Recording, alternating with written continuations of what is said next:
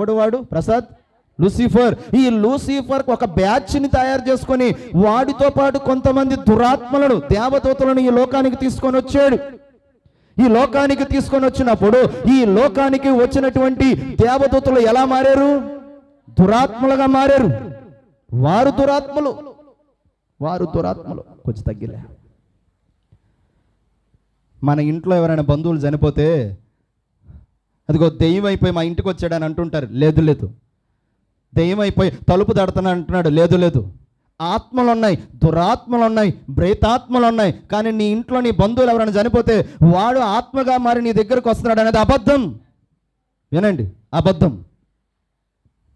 చనిపోయిన వాళ్ళు దెయ్యాలుగా మారి నీ చుట్టుప్రక్కలకు రారు, కలలోకి వచ్చి నిన్ను భయపెట్టాల్సిన అవసరమే లేదు. ఎవరు దురాత్మలు? పరలోకం నుండి పడద్రోయబడిన వారు దురాత్మలు. ఇప్పుడు వీళ్ళు ఆకాశ మండలములో ఉన్నారు. మొత్తం ఎన్ని ఆకాశాలు? 3 ఆకాశాలు. కనిపించే ఆకాశం, మధ్యాకాశం, మహా ఆకాశం. ఈ ఆకాశాలలో వాళ్ళు ఉన్నారు. వాళ్ళ కంటికి కనపడరు. నువ్వు చేసే ప్రతి ప్రార్థనను ఆపాలని చూస్తారు. దేవుని సన్నిధికి వెళ్ళనివ్వకుండా అడ్డుపడుతుంటారు. ఈ ఆకాశ మండలములో దురాత్మల సమూహం ఉంది. మరి వీటిని జయించేదెలా? సర్వాంగ కవచమును ధరించుకుంటేనే జయించగలవు. ప్రధానులతో, అధికారులతో జయించేదెలా? సర్వాంగ కవచమును ధరించుకోవాలి. ఏంటా సర్వాంగ కవచం? పరిశుద్ధాత్మ అభిషేకం. ఇక నేను ఫైనల్కి వస్తున్నాను. కవచం గురించి చెప్పా. తర్వాత 14వ వచనం చదవండి. ఏలయనగా మీ నడుమునకు సత్యమనే దట్టి కట్టుకొని.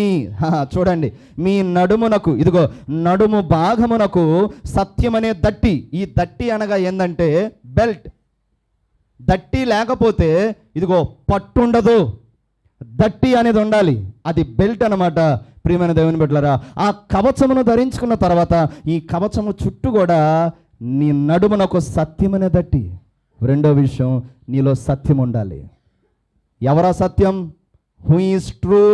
నేనే మార్గం, నేనే సత్యం, నేనే సత్యం.